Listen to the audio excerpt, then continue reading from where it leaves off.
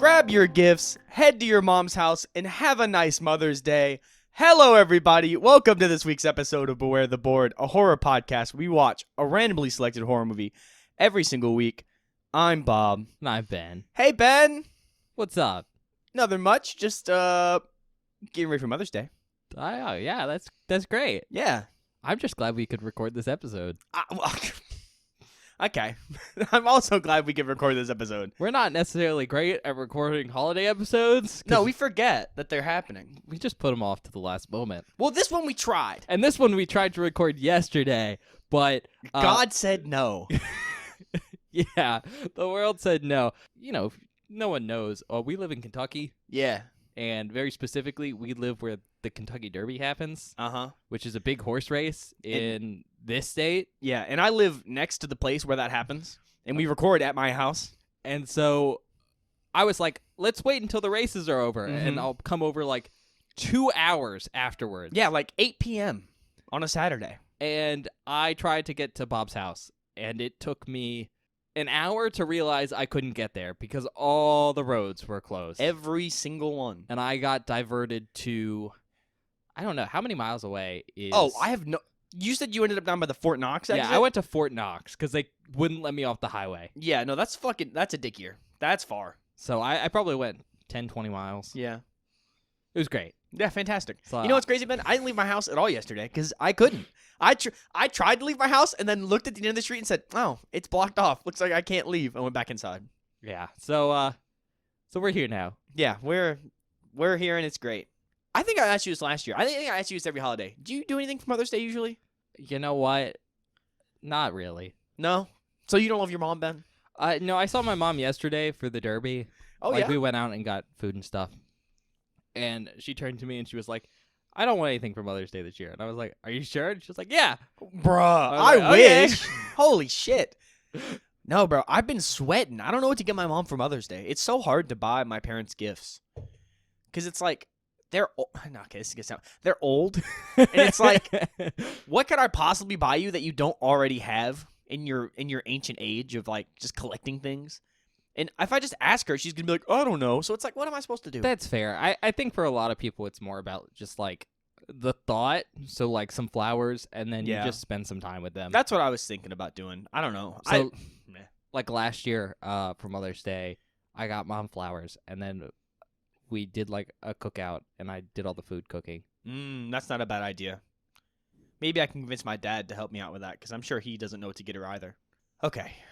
Now that we're done talking about that, what movie are we watching for Mother's Day today, Ben? Okay. And can we avoid the Oedipus complex this year, for the love of God? I think so. Because we had it last year. I think we're avoiding the Oedipus complex. I don't believe you. So, you know, love your mothers, but not that much. No, too much. There is a limit. Do you have any news before I do that? No. Are you good? No, okay. no. I'm not giving out news on a holiday episode. All right. Well, then today we're going to be watching Mama. No, we're not. No, we're not. You motherfucker. You are the... Look. What's wrong? Look, everybody. Look, everybody and Ben. I know what this movie is, and it fucking scares me. What is this movie? Isn't it like a ghost movie with like a woman ghost who is like acting like these kids? It's a whole thing. I've heard this movie's fucking scary, Ben. Like, well, absolute pant-shittingly scary. I'm not going to say it's going to scare you, Bob. I wouldn't go that far. But what I will tell you is it is PG-13. Motherfucker! Why is this movie PG? This is awful. I was like, I have a nice Sunday. I'll record with Ben. Everything will be okay. It's not going to be okay. Nah. Fuck. Thanks for watching this in the afternoon and not like 8 p.m. at night. True. Oh, man. If we had watched this like late yesterday, I probably would not have been able to sleep. It would have been great. I probably still won't be able to sleep. Anyways, Mama came out in 2013. Oh, I thought it was older than that, honestly. I mean, that's fairly old, Bob. It's not that old. Bob, that's 11 years. Okay. I'm sorry. You forget how I guess old my we brain were. is just stuck in the year 2016 because in my head I went, it's Bob, like 5 years ago. You were ago. like 12. I would have been 13. Well, depends on when it came out. True. That year, yeah. Yeah, okay. That's fair. Description. She'll never leave us. Oh, great. Fantastic. It's an hour and 40 minutes long. Oh, it's a little long. Yeah, I mean, it's a decent length. Review scores. IMDb gave it a 6.2 out of 10. That's pretty good. Tomato Meter gave it a 64%. Hell yeah. And an audience score 55%. That's actually better than I thought. Yeah. I feel like most of the time if a movie is super scary, it normally doesn't have great reviews because some people are just turned off by that. Honestly, it depends. Yeah, sure. Because, like, I think with big movies like this, you have to take into account there's, like, the general audience and then there's the horror audience. That's fair. And what those two groups want are different. Because, like, a general audience, when they're going to watch a horror movie, they want something that's, like, jump scares galore. And something that's going to get them, like, scared. Because that's what they're going for. And not really anything else matters. True. And for a horror audience, that tends to be different. Yeah. So those can clash. And that's definitely, like, at least how I started the show. I came in with that sort of expectation, but now that we've watched, I don't know, 140-something films, I'm like, I could use more than just some jump scares. Give me something else. Yeah, because they're actual movies. Yeah. Like, it's not, if it was just a gimmick, like horror was just a gimmick, all you'd want were gimmicky scares because that's all you'd be there for. But it's not, so. It's actual films with real heart behind them. Yeah. With that being said, awards. 11 wins and 19 nominations. Damn! Yeah, people like this film, generally. Notable actors. Jessica Chastain as Annabelle. That name is that's a famous person. It is. That's a very famous person that I don't know anything about. I've heard the name. You're like, before. I know this name. I know But where? vaguely who that is. Well, she was Beverly Marsh in It Chapter 2. Okay. She's the redhead. Mm-hmm. You know Yep. him? I know who you're talking about. Nikolai Koster as Lucas and Jeffrey. No, he's Nikolai Koster Waldo. I believe that's his full name. Okay. But yeah, he was Lucas and Jeffrey. He was Sykes in Oblivion. Nah. Megan, I'm going to say Carpenter? It's spelled with a CH at the beginning. Oh. And there's an I before the E and the ER part at the end. Huh? You know? Sometimes words are hard, man. Well, those aren't words. That's just That's a word. spellings of a last name. But Victoria, and she played Greta in It. Oh, okay. Isabel Nalise as Lily. She was the girl in Bathroom in It. Daniel Cash as Dr. Dreyfus. He was Private Spunkmeyer in Aliens. Javier Botet Oh, he's back. as Mama. No, why is he back? No, stop, please. I like this guy, but he can't keep playing these horrible creatures. He was Nina Medeiros in Wreck. Not again, bro. And then Jane Moffat as Jean Podolaski and Mama, the voice. And she was Delaney Bellows in Scary Stories to Tell in the Dark. I can't believe Javier's gonna do this to me again, bro. Well, he's a great character actor. No, he's fantastic, and I love everything I've seen him in. I've loved, like him specifically, but he is very scary. He's just very good at being scary, and that's what's awful. Sure. Now, did you notice there was a lot of It actors? Yes, I did actually notice that. That's because the director is Andy Muschietti, who directed It and It Chapter 2. Oh, okay, that's cool. Is this like early on? I don't know anything about him other than that. I believe this is his directorial debut. That's what I was. Yeah. Okay. Cool. That's really nice, actually. In fact, this film is based on a short he did in 2008 Oh, of the same name. that's actually really dope. Writers Neil Cross. He also wrote Luther, 20 episodes, and he's responsible for the screenplay of this film. And then the other writer is Andy Muschietti. He's also written Historia Brevis 3, or Tres, Nostalgia en la Mesa 8, 1999. He basically did a short. It was a short film kind of thing. Okay. And he has a story and screenplay credit. And then obviously his wife, Barbara Muschietti, also has a screenplay credit on this as well. Didn't they work on the It films together? I believe so. I thought that was the thing that they did. Budget's $15 million That's pretty good. estimated, with the box office of $146.4 million. Damn. So it did pretty good. It did pretty well. As far as country of origins go, it looks like it's Canada and Spain. Oh, And then I also saw Mexico as Okay. well. that's cool. Uh, Spain makes sense. You pulled Javier Botet. Like, you got to have somebody over there. Yeah. Tagline. A Mother's Love is Forever. Oh, great. I love that. It's a great Mother's Day movie. Fucker. I thought we were going to watch this last year. I really thought this was last year's film. I switched you up. Well, we had to start with Mother's Day. It's called Mother's Day. Ain't it a trauma movie?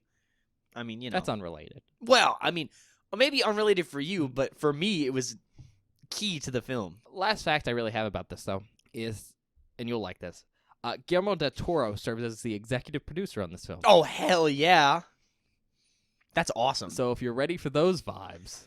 Oh, it's going to get weird, isn't it? It's going to be a weird movie. It's not directed by him, but you can definitely see some. But anything Guillermo del Toro touches is strange. Like, he directs weird stuff, which is like, it's great. I love him. He's great. No, yeah. That's where I think some of the Mexico associations came from. Oh, that also makes sense. Yeah. That's cool. Anyways, that's all I got. Okay. Fuck. God damn it, Ben. I really don't want to do this now. Like, I was really excited about What this did you movie. think we were going to watch? I didn't know. I You thought it was going to be a fun time. You just said, yeah, last year I thought we were going to watch Mama. Well, then I thought... So, of course, we're not going to watch it this year.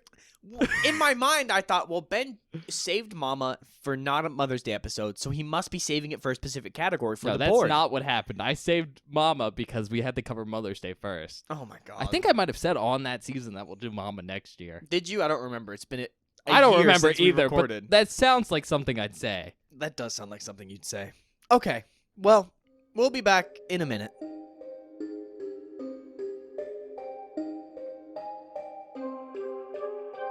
Hello, everybody. Welcome back. We just finished watching Mama.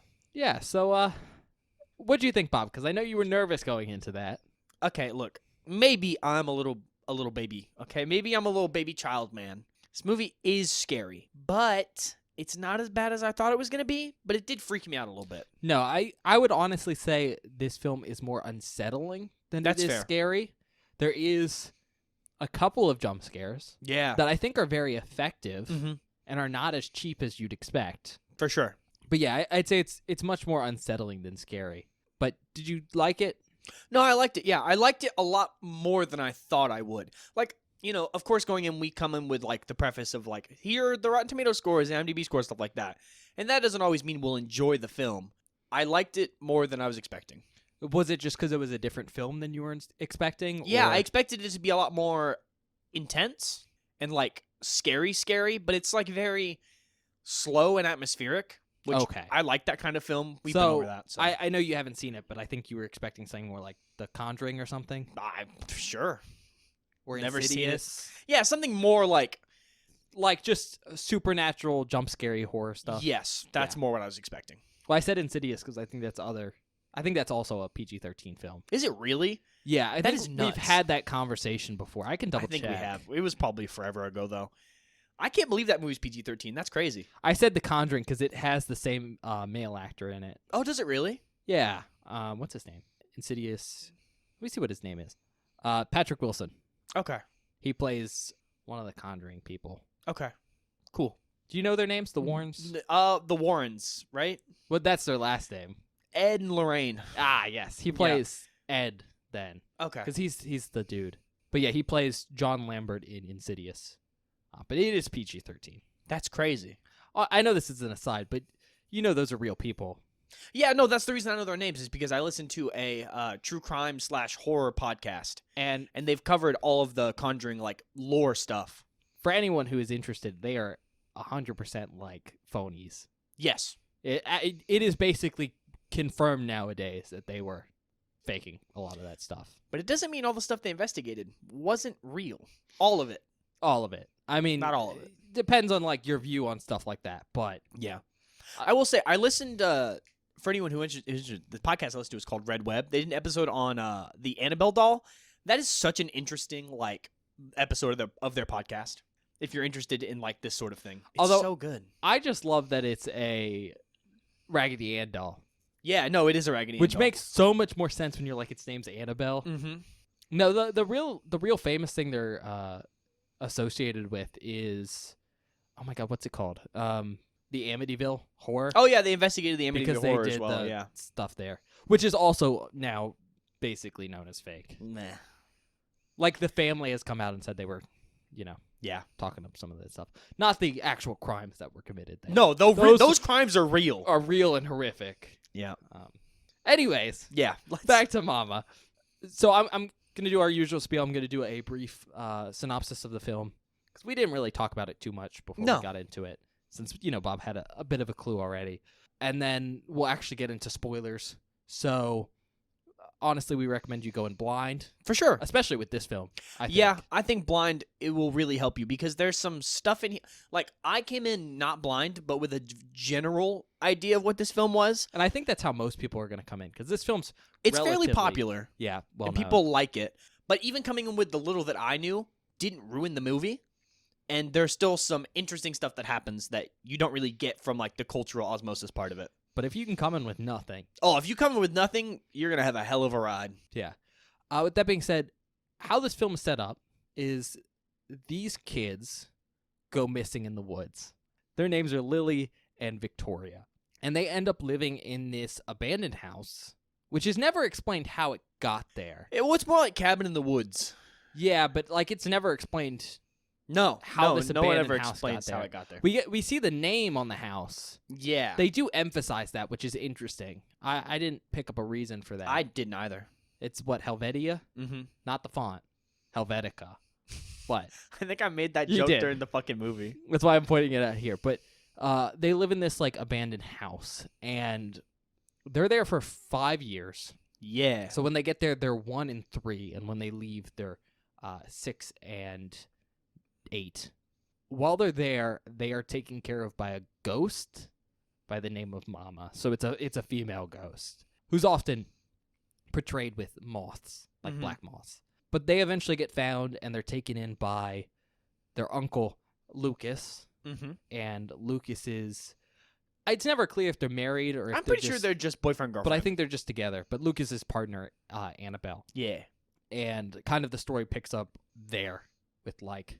How are Annabelle and Lucas doing taking care of these children? Because they're messed up from living like as in the woods by yourselves, raised by ghosts. But also the simple fact that maybe Mama followed her kids out of the woods. Yeah. So if that sounds good, highly recommend you go watch it right now. But otherwise, we're gonna get into it. So right off the bat, I think the first thing we have to talk about is the cold open. Oh yeah. Yeah. Because I definitely just skipped over some of the details. I was about to say, you really chopped off the front half of the film right there. In my synopsis, but the cold opening to this film is really interesting Mm-hmm. because it's very dark.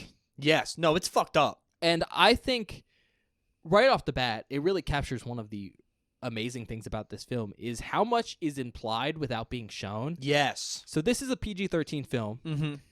but there is some, like, R-rated stuff that they avoid showing and only imply. I'm surprised it got PG-13. I'm going to be real. Like, I get why it is PG-13. Oh, like, you watch the movie and you're like, this definitely is a PG-13 film. But the themes behind a lot of the things that happen are just so insanely fucked up if you can read into it. Yep. And it's just like, oh my God. And again, the cold open really captures that feel because what's happened here is there's this guy, Jeffrey. He's, I think that's his name, right? You're right. They call him Jeff. No one calls him Jeff. But he is Lily and Victoria's dad. And the film opens on his car, which has been poorly pulled into his yard. The door's ajar, and we can hear the radio going on with the car. And it tells us that basically there's been a shooting at this man's work. There's one person missing, which is him. And what we get to watch is he picks up his kids from his house. And it's heavily implied he shoots his wife. Yep. Which leads us to believe he probably shot up his work. Assumedly, I think that his business was failing. Yeah. But basically, his life's falling apart.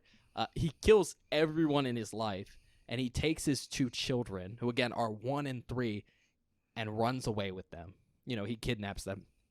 And they're driving down an icy mountain road. And he crashes the car because he's in a fit of mania. They survive. He takes his kids to this cabin.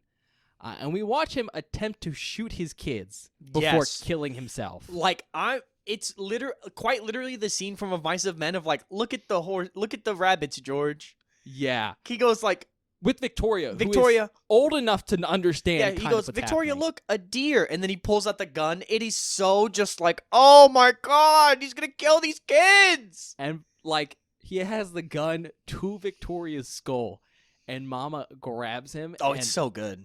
tears him, not tears him apart, but breaks him. Yeah. And very distinctly, he took off Victoria's glasses Mhm. before he shot her, and So she couldn't see. because she couldn't see because her eyes are very bad.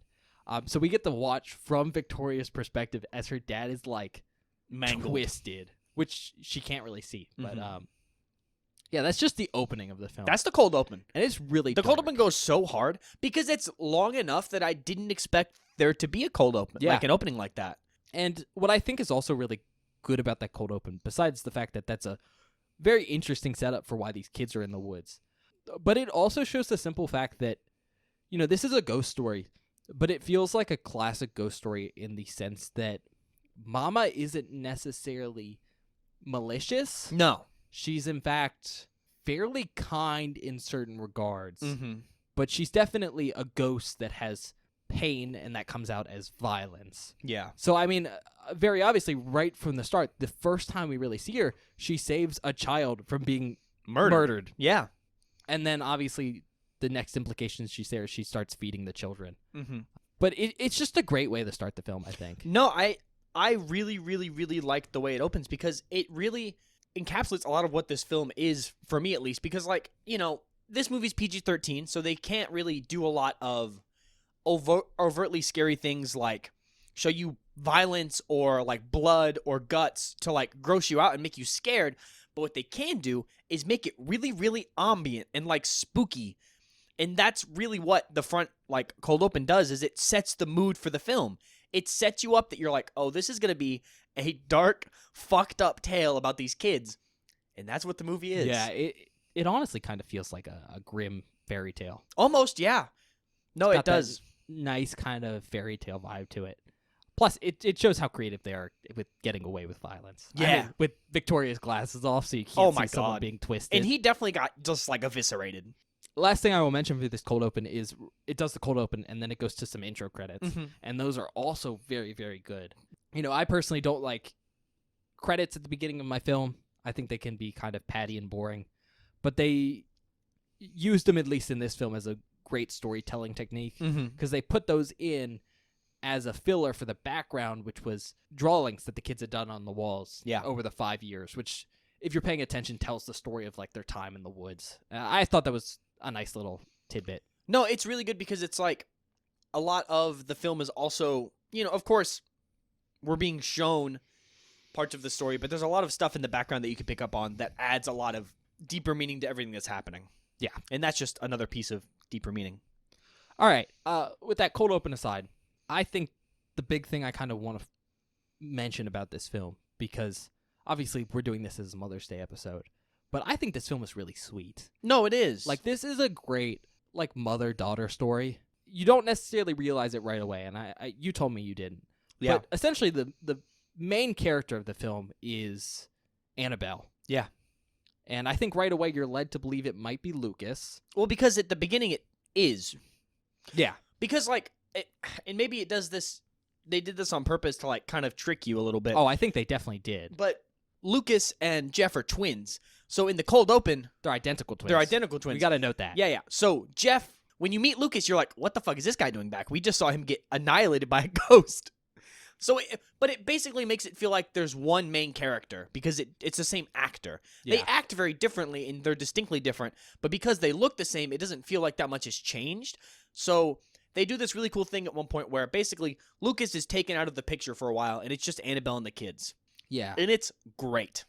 Yeah, and honestly, I think the story that they're trying to tell with Annabelle is just really sweet. Kind of the first time we see her, first of all, she's very, very punk. Lucas and her are a very alternative couple. Lucas is a artist. Yeah. We don't necessarily see him painting. I think he's more of He draws. he draws, like he sketches. He's very good. We do see He one of his is very drawings. good. And Annabelle's in a band. Mm-hmm.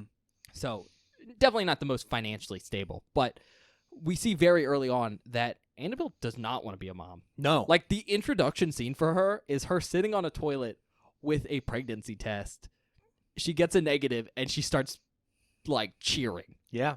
So, halfway through the film, when Lucas is taken out of the picture, because at this point they're already watching the kids, she's forced to basically become the sole parental figure for Lily and Victoria. And she does not know how to do it.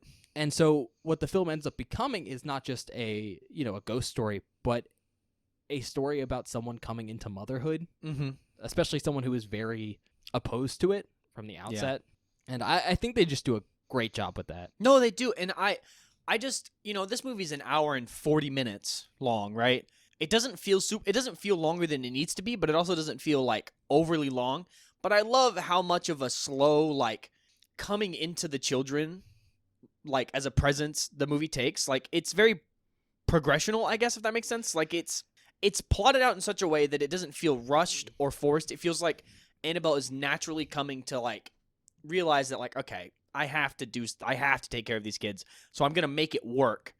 But then it becomes a thing of like, oh no, I actually care about these kids a lot. These are, okay. Yeah, the film has a nice natural evolution, and it's not just like some of the interactions. Definitely the strongest interactions between Victoria and Annabelle. Yeah. Who, by the way, Victoria and Lily's child actors. Oh, they're so good. Do great. There's 2 sets. There's one when they're 3 and 1, and then there's one when they're 8 and 6.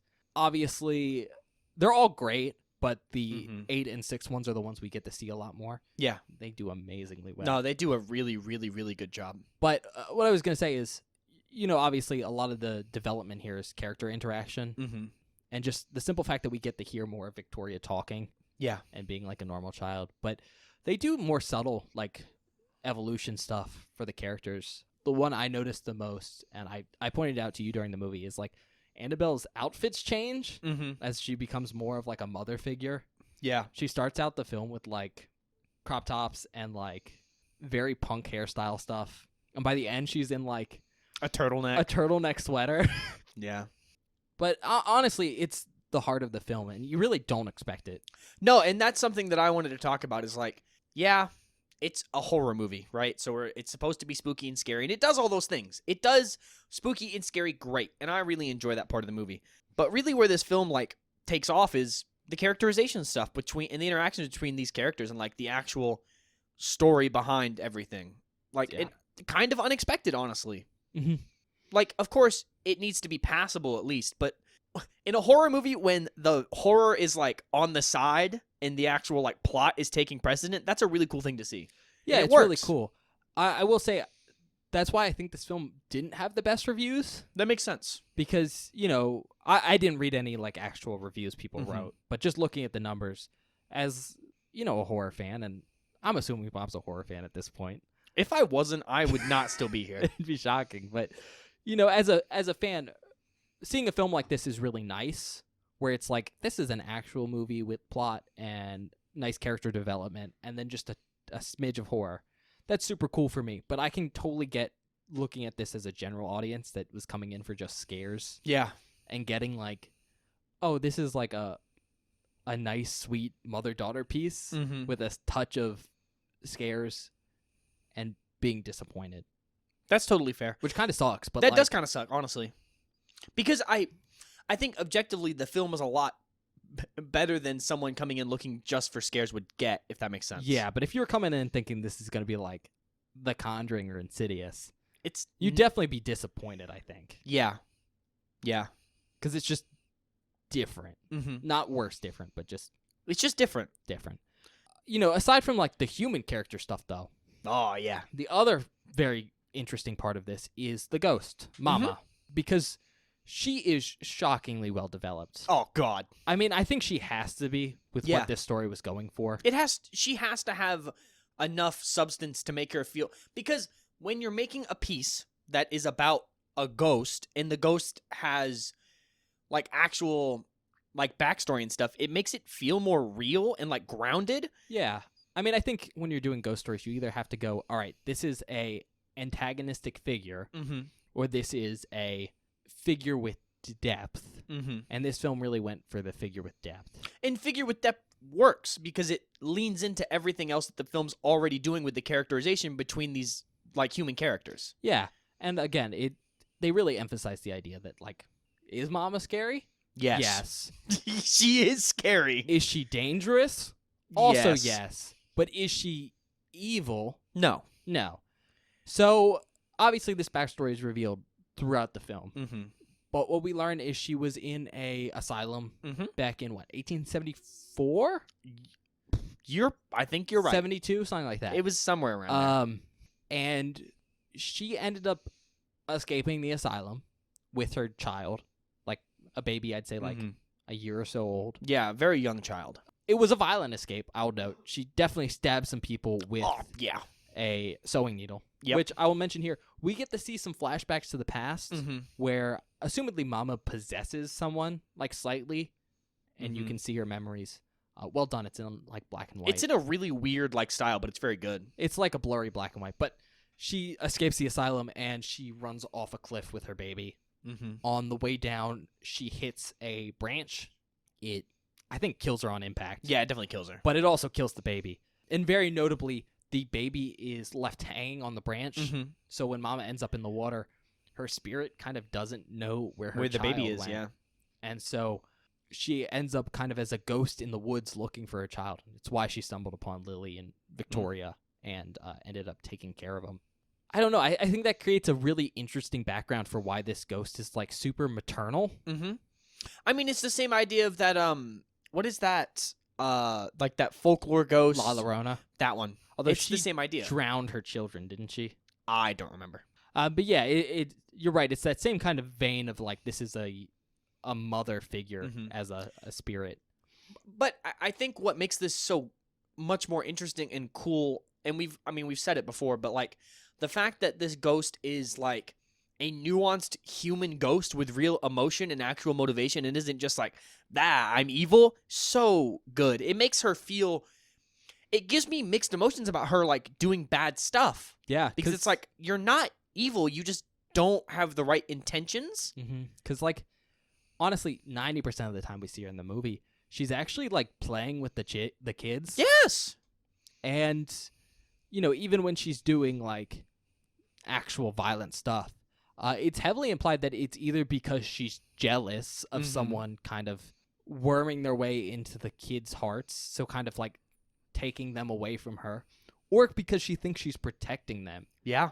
Obviously, we mentioned she killed their dad because she saw the dad about to kill one of the children. Mm-hmm.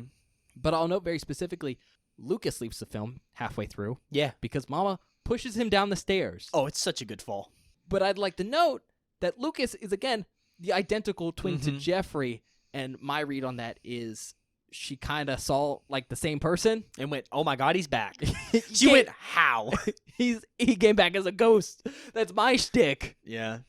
But yeah, it creates this very weird kind of dichotomy Mm-hmm. where it's like, this is a tragic figure because clearly they don't want to be evil. Yeah, like, I'll be real. If they had just left those kids alone in the woods with that ghost, the ghost would have been content. Yeah.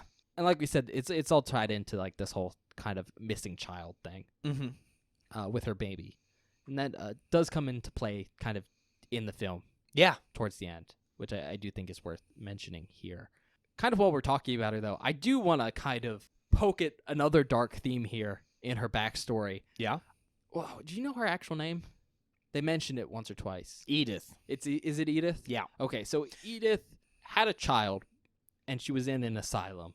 I'm not sure how long she was in that asylum, I'm not sure either. but assumedly for a while, right? yeah. That baby looked like a year old, Mm-hmm. which means she gave birth to it probably in the asylum and got pregnant with it in the asylum. Oh, Ben. That's I- fucked up. I thought I should put that out there. Oh, God. Ugh. You know, that kind of layers to the whole Yeah. tragedy there.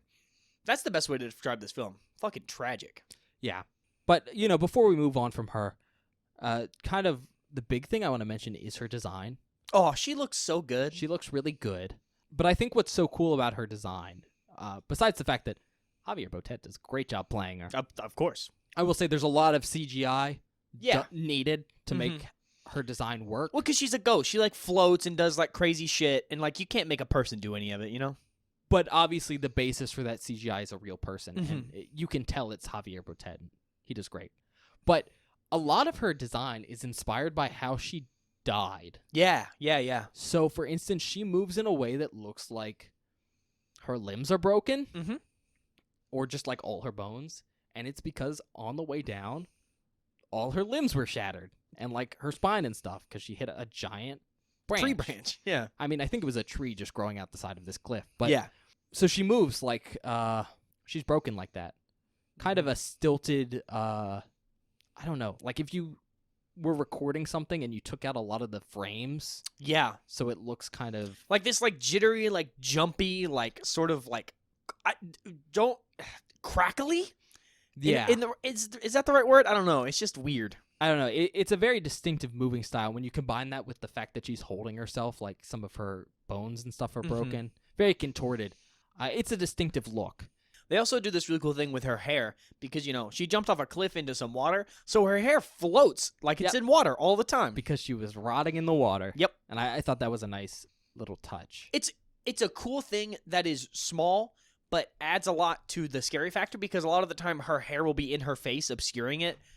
And it's just like, how do we get that to look natural and not just like explained away as ghost? Oh, this thing. It's good. It's small detail stuff. Yeah. She does use her hair to grab stuff too, which is not the super cool though. Sorry, I just got reminded of what happened in the movie. There's a very funny scene that involves hair. She looks like a little moving toupee. Yeah, but I think they do all the ghost stuff really well. No, it's really because good. It's anchored in what happened to her. Yeah. Now, on a slight tangent here, we described how her movement is very distinctive. Mm-hmm. Have you seen It, the new one? Yes. See both of them. We can actually talk about this then.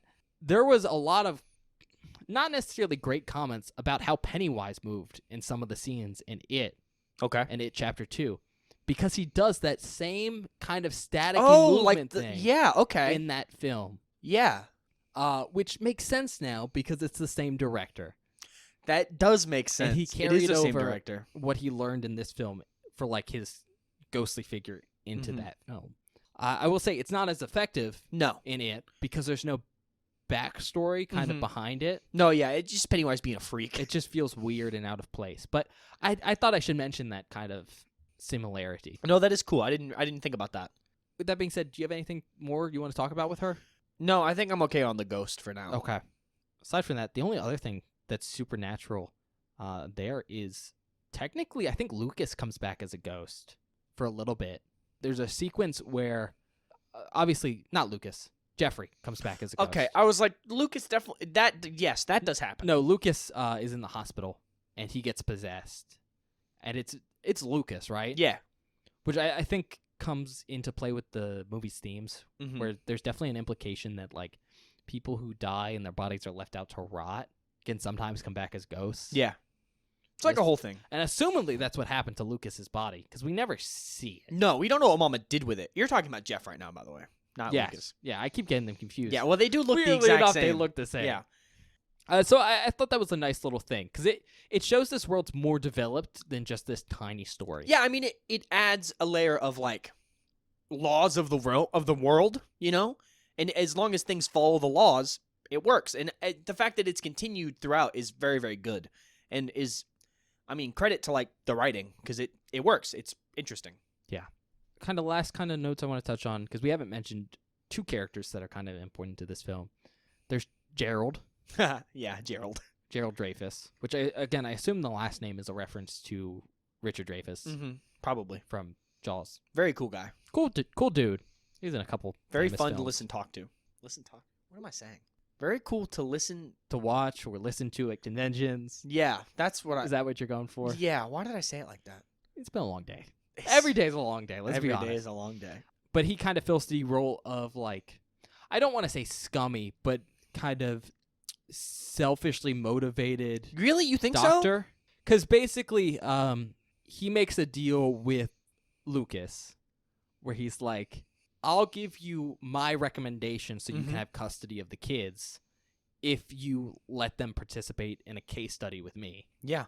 And we learn, because, it's separate scenes from Lucas and Annabelle, because they don't know, that he's very interested in the supernatural and kind of how the kids might have actually been in contact with a ghost. So he's kind of pulling strings so he can use the children as a research subject for that. And I mean, it's a cool subplot. I definitely think so, but it definitely does set him up as a bit of a selfish character. Really? Because I don't see it like that. Because he's not like evil. No, He's definitely not evil, but he doesn't have his patient's best interest at heart, I guess. which is how he's painting the case study. But I mean, doesn't he? Because if he can figure out what's going on with said ghost, maybe he can help them get back to a normal life. No, because he's very clearly pushing them in ways that are not good for their mental health I guess that's to fair. figure out about the ghost. I do want to bring this up. I think the whole subplot with Gerald is, I don't want to say it's my favorite part of the film because I don't know if it is, but it's definitely one of my favorite parts, but might not be my favorite part because it is such an interesting angle to take on a film like this of like investigation stuff. Like, it's something I didn't expect. I expected, ghost in the movie. It's scary. That's it.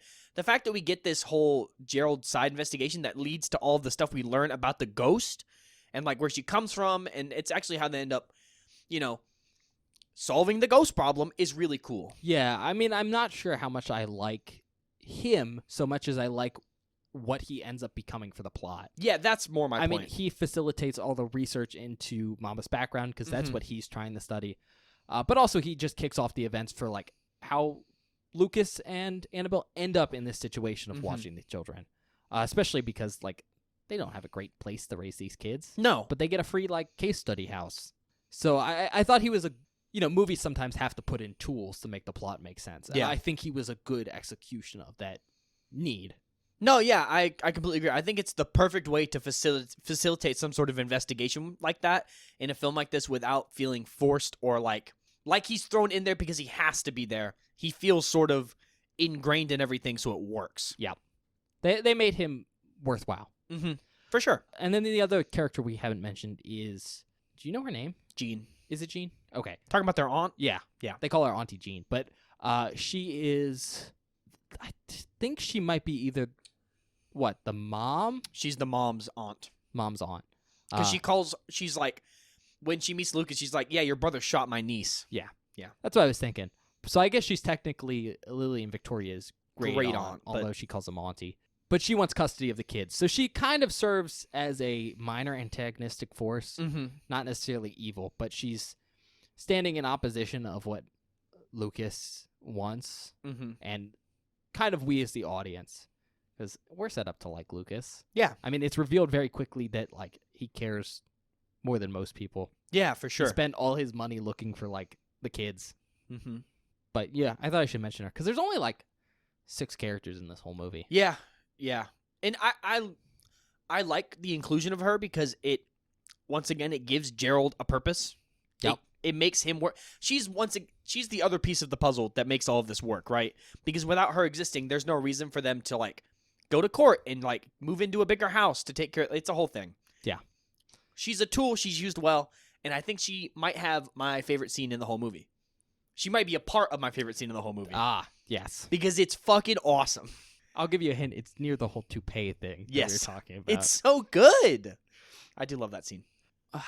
Aside from that, nice imagery stuff. Oh, yeah. You can definitely tell where Del Toro was executive producing this film. Yeah. It's got his whole weird, like, fairy tale vibe to it. Mm-hmm. For sure. There's a whole thing with moths.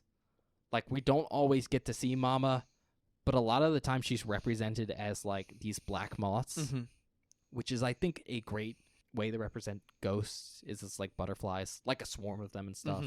The only other film that I know that does that is, do you ever see Corpse Bride? Nope. Oh, wow. There's some association in that, too. But I think it's cool. No, it's cool. It's one of those things where it's like, seeing is not always the best, but knowing that it is there adds more atmosphere and works.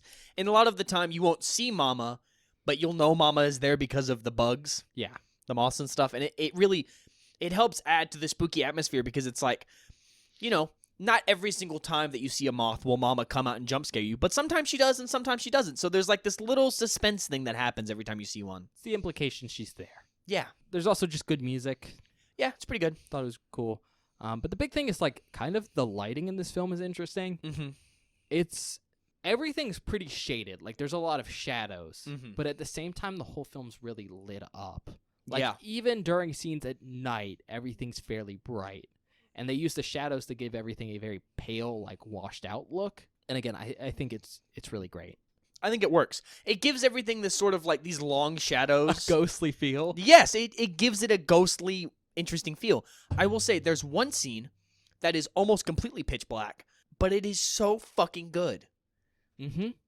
And they use lighting in that scene really well. And Yeah. it's one of my it's so good. Interestingly enough, I think the only scenes that are completely pitch black are the ones in the Helvetica house. Yeah, which makes sense because like that's, the root of Ghost. Yeah. So it should be the darkest, right? The darkest place. Helvetica. Anyways, is there anything else you want to talk about? We haven't really covered it, but I mean, I guess it shouldn't need to be said, but this movie shot very well. It's very, very pretty. There's a shot at the very beginning when they're like driving down this icy ass fucking mountain that's really, really awesome. It's a very, at least the beginning and parts of the end are very like cinematic, epic, like. Yeah, and you don't necessarily expect that. Yeah. No, you really don't, because like when I think of cinematic epic stuff like that, I think of like war films or like The Lord of the Rings. And this kind of, it's not the same, but it has similar like cinematography stuff where it's like these big wide open shots of big areas and stuff. It's really cool. Yeah. Honestly, to be honest, the only really bad thing that I don't like with this film is the CGI. Yeah, but I mean, there's nothing you can do about it, right? Yeah, it's pretty 2013. CGI heavy in parts. Again, especially with Mama. Mm-hmm. But it's not bad. No, it's just, it's passable for now, and it probably looked sick as fuck in 2013. And it's definitely scenes where I'm like, you had to use it. Yeah, because you So- can't physically make someone do that. Whatever. Mm-hmm. It's just always a little bit of a... It's one of those things that I can get over it, so it's fine. Anything else? I don't think I have anything else. Okay, then before we get into, recommendations and stuff, I really quickly want to mention the ending. Mm-hmm. We're going to not put this in a spoiler section, so we're going to avoid saying anything specific. Mm-hmm. But I think the best way to summarize this ending is it's rather shocking. Yes. It is a very interesting decision the film made. Yeah. With no, how to it's handle so interesting. the resolution to this 'Cause plot. I didn't expect it. And I think it can be very, I don't know, Divisive? divisive. I think Mhm. that's the word I was looking for people who watch this film. So Yep. I wanted to know what you thought of it. Because I definitely have my own opinions on it. I think it's great. Okay, you did too? Yeah. I no, love it's it. a great ending in this movie. I think it is, if it had ended any other way, I would be upset. Yeah. Because it works perfectly with how the film is set up. Because I'll put it this way. It is not necessarily the happiest ending. No. It's not a sad ending either. Mm-mm. But the film took the middle route. Yep. Which is so interesting to film like this. Almost literally split down the middle with happy and sad ending. And I don't think you could have had an ending that would make sense for this film and had it have been one way or the other. Yeah, for sure. I mean, it really captured the ideas that the Mhm. film was going for. Which I think is what the end of any film should be. Is it encapsulates the ideas of the film perfectly. And this film does it. Yeah. I really like the end of this movie. Like, I'll be honest, the movie is good. I like it. But the ending really sold me on the movie. I went, damn, that's a cool way to end this movie. Especially because what they did takes gumption. Yeah. Let's put it that way. No, yeah. That was a... You have to believe in what you're fucking putting out there if you're going to end a movie like that. Yeah. And they definitely got away with doing some pretty graphic stuff at the ending by using some show don't tell stuff. Yeah. With those moths. Mm-hmm. Good way to do it. But God damn. if they had shown what they actually did at the end of this film, it would have not Not be PG-13. Not be PG-13. But yeah, I could get why people don't like it because it's shocking. I also get why people don't like it, but It's great.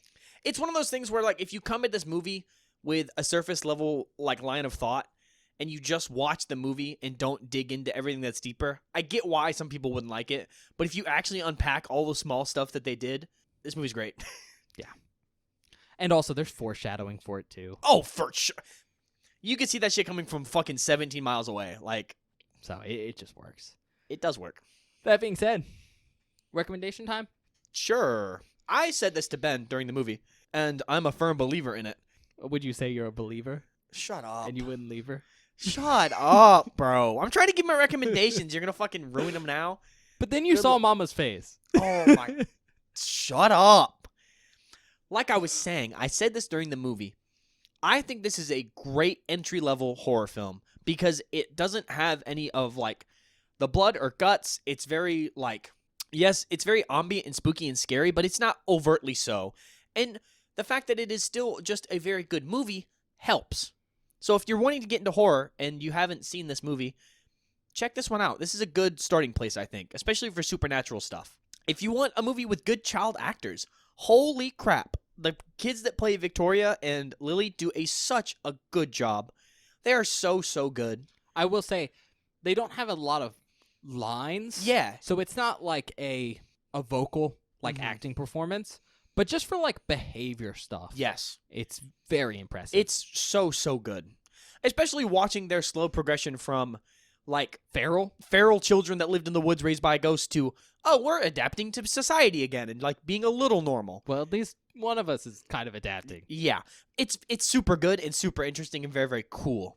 I mean, if you want a supernatural film, this is a cool ghost movie because I think it does something that a lot of ghost movies don't, in that the ghost is a nuanced human character that isn't just like, fuck you, I'm going to kill you. I'm scary for scary's sake. Yeah, it's like I'm scary for other reasons. And it's super good and really well done, and I really like it. I think those are my recommendations. Okay. Straight off the bat, you didn't pick up on this. I think this is a great little movie for, like, mom stuff. So if you want to see, like, a nice little mother-daughter kind of development piece, character stuff, great for that. You want to see a nuanced ghost story? Again, I think it's a very well done and executed ghost story where the ghost is more than just scary. They're like an actual person. You get to learn about their history. But I think the big thing, like Bob said, is this is just a great intro horror movie. It's got a lot of heart, but isn't necessarily, like, super scary. You know, it's, again, more creepy than it is, like, overtly, like, I'm going to scream. Even if there is a couple of jump scares. Honestly, I don't know if I'd necessarily recommend this as, like, an intro horror movie for, like, adults. But I think this is probably a really good piece for, like, younger kids. Yeah, like 12, 13-year-olds? Yeah, like preteens, teens, who are, like, trying to watch something that's scary but not too bad. Oh, if I had watched it at the age of 13, I would have shit a brick, man. But it's objectively not too concerning. Yeah. Like, parental guidance-wise. Mm-hmm. So I think it's probably pretty great for that. With that being said, you want to rate it? I'm in a little bit of an interesting spot because, like... You're in a pickle? Okay. No, I wouldn't say I was in a pickle. I don't like pickles. Pickle sandwich. Ew. Anyway, I don't think I really have any issues with this movie, but I don't know if I could give it a 5 or not, if that makes sense. Oh, yeah. Probably the same thing for me, where it's like, this is a well-done movie. It's a very good movie, and I really like But it. it's I think not it's interesting. a 5. No. It's one of those films where it's like, I watched it, I enjoyed myself, I picked it apart, and I enjoyed all the little things they did, but I don't know how much, like, rewatch value this movie has. No, I don't know if I'd watch it again outside the podcast. I mean, I'd seen it before, but this is, like, my second time watching it. Yeah. Because it's good. But it's not... But it's a sweet story, and once you watch it, it's like, wow, that was great. Yeah, that's what I'm saying. Like, for, at least in my opinion, a lot of the time when I give a movie a 5, it has to have something else going on outside of just, like, being good. Yeah, I mean, I think it's because for us, a 5 is, like, this went above and beyond, and it's just absolutely amazing. Yeah, but I feel like with this film, it hit all the notes I wanted it to, but it did not exceed at all of them. So I think I'm going to give it, like, a 4.5. It's close to a 5. And if they had maybe done a couple of other things, I could maybe give it a 5, but I don't think I can. So 4.5. Okay. Kind of in the same boat.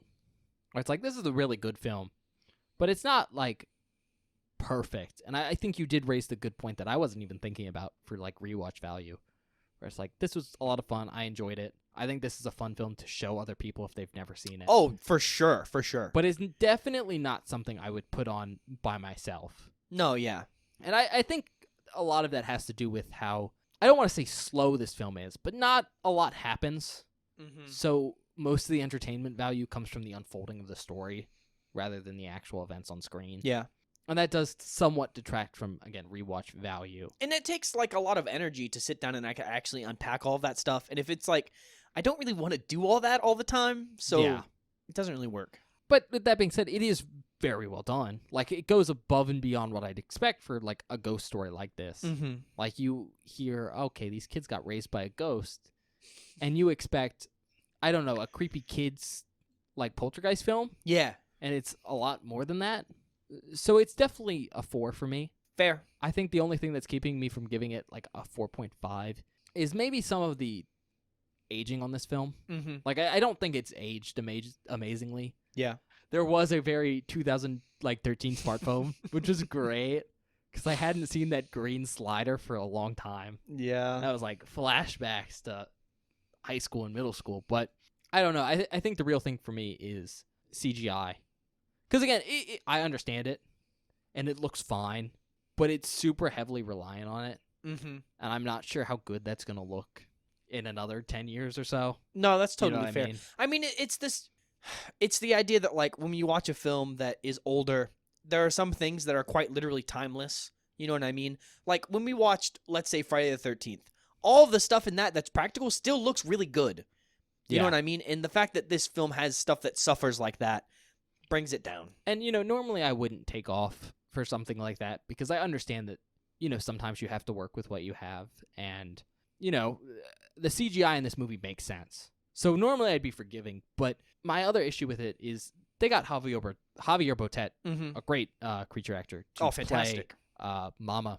But they cover up a lot of him Mm-hmm. with CGI. Yeah. Like, yeah, I get his hair needs to be animated, and some of the stuff can be touched up, but it honestly felt like it was a completely animated character Mhm. most of the film, rather than a person. That's exactly how I felt. And in a lot of ways, that was disappointing, because I looked at some of those scenes and I was like, okay, we could have gotten away with probably just Javier Botet and makeup, Mm-hmm. and then just animated hair. And honestly, it would have been scarier. And I think it would have been better. So I am going to take away half a point there. So I think 4 for me. That's fair. With that being said, though, I guess we're going to go to outtakes now. Yeah, we got quite a few this time. Yeah, I'm not sure how many will go in. But Let's say it's just a bit this way. The jump scares got me good. all the jump scares definitely got Bob. So, Some of them I was not prepared for. however, sometimes he just goes quiet and drops his mouth open. So we'll see what we get. yeah, we'll see you guys in a minute.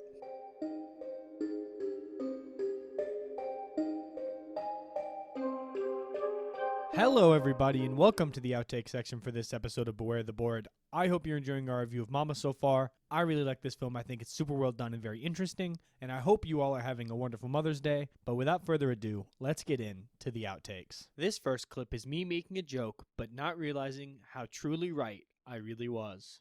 Oh, that license plate says #1 dad. Oh, it does. That's fucked up. Why is that fucked up? Because this is the Mother's Day episode. Hey, you could have a good dad and a good mother. This next clip is me realizing the truth. The #1 dad car? Yeah. Yeah. Well, he doesn't seem like the #1 dad to me. He's going so fast and he's fucking just floating sideways on the ice. This man just killed his wife. I don't think he's in a good headspace, Bob. Well. Oh, my God. That's what you get for being a smartass. Yeah, you get to fucking die. Holy shit. This next clip is my reaction to the first jump scare of the film. Isn't that a font? No, that's Helvetica. Oh, That's Helvetia. okay. Ooh, a moth. This is... Man. I was going to talk about how pretty this movie is, but Jesus Christ. That scared the piss out of me. I thought you were going to reference the fact that we just saw an insect. Oh, and Guillermo del Toro? The first look at the monster. Yeah. This next clip is my reaction to Mama saving the kids for the very first time. You okay, Bob? You got quiet. Oh, no. Okay, She that ghost did a good thing, that ghost saved them.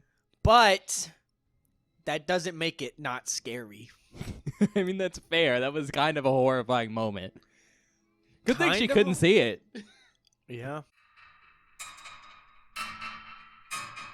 This next clip is our reaction to the fact that what we just witnessed was only the cold open. That thing is scary.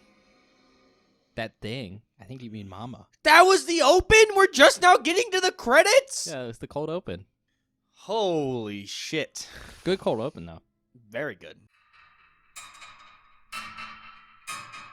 This next clip is me getting got really, really good by a jump scare. No, I love the way music sounds on record. You know what it is, right? What do you mean? Yeah, I saw it. Yeah. Hey, it's the faults on... Fucking Jesus. Oh my God. Oh my God. Oh. This next clip is Ben and I's reaction to my favorite scene in the entire film. That is fucking horrific. That is so ungodly scary, Ben. It's a pet. That is awful. Yeah. See, okay, that was cool, but also very scary. Holy shit. Imagine just seeing a moving toupee crawl across the kitchen and kill you. Okay. It would kind of be, like, horrifying, because that's not a normal All thing. that's left is her boot. But it also That's be very funny. That's so cartoonish. There's probably just a corpse in the kitchen. How do you explain that? I don't know.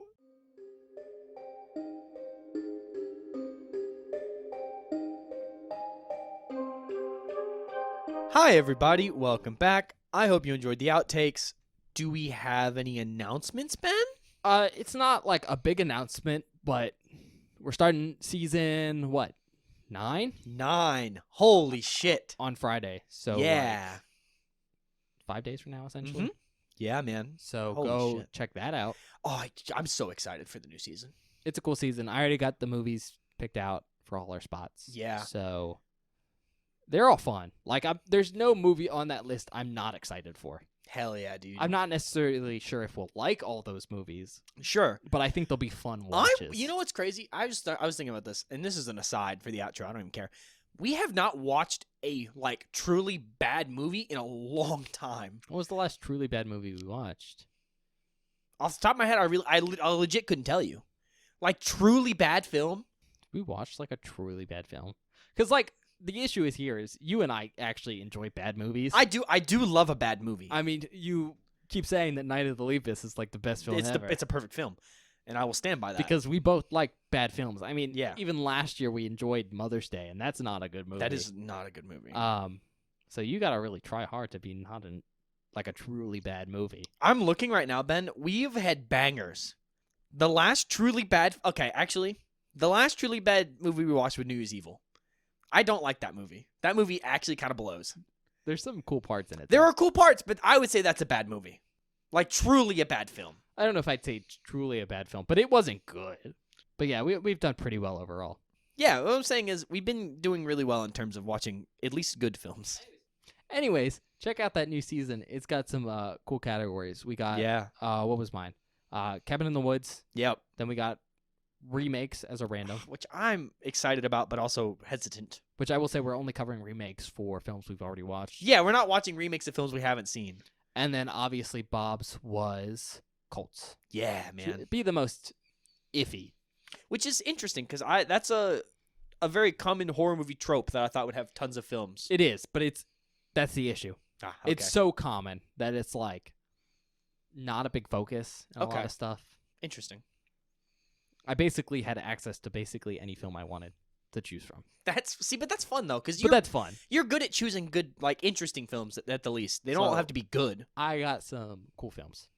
Anyways, aside from that though, no other announcements, I think. So usual spiel. Check us out wherever you get your podcasts. We're on podcast streaming stuff, so that means Spotify, Apple Podcast. If you're going to go check us out there, please give us a rating or a quick review. That really helps us get recommended to other people on those platforms. If you're feeling extra nice, you could maybe recommend us to a friend. That'd be a nice thing to do. Really parental almost. That was a dumb one, Ben. It was. That was yeah. dumb. Oh god. Otherwise, check us out on YouTube. It's not necessarily the greatest for audio-only content, but it's a nice place to support us. You know, we can see views and subscriptions and stuff like that, and that really helps us gauge engagement for the podcast. YouTube also has a couple interesting tools for you guys to look at. There's a search button, which lets you search keywords in all our videos, which means if you're looking for something like a movie title to see if we've covered that specific movie, that's an easy way to do it. And then you can get the episode number and maybe go check it out somewhere else, like Spotify or something, if you're more comfortable listening on there. There's also a bell button, which lets you get notified whenever we post something new. So in case we forget to mention something like a Mother's Day episode in advance, that'll keep you up to date. Aside from that, though, the big thing with YouTube is it's one of the two major places to communicate with us at. You can do that in the comment section of a specific video if you have something on that episode you want to mention, or you can go over to Twitter at Beware the Board and go talk to Bob. Maybe throw him some cherries. Oh, that's a good callback. Did we mention that during the episode? Nope. I don't think we did. That was a good one, Ben. Good job on picking a movie reference. Like Ben said, check us out on Twitter at Beware the Board. It's where we post updates about the show, information about the show. Basically, if there's anything you want to know about the show, it goes on our Twitter. On Mondays, I post a spoiler post for that Friday's episode, which is a hidden movie cover you can reveal, so you can watch the movie before we do. So when you listen to episodes, you don't get any spoilers. When we're being vague about stuff, you know what we're talking about. Then on Fridays, or whatever day an episode goes live, I always post a link to the episode.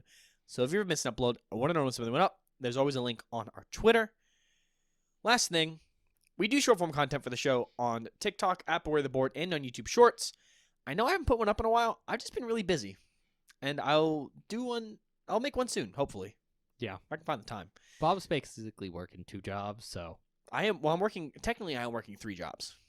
Really? Oh, for the podcast? Yes, this counts, bro. You know how long it takes to edit an episode of this podcast? You don't get paid. No. Be nice if you got paid. It would be very nice. Maybe one of these days, Ben.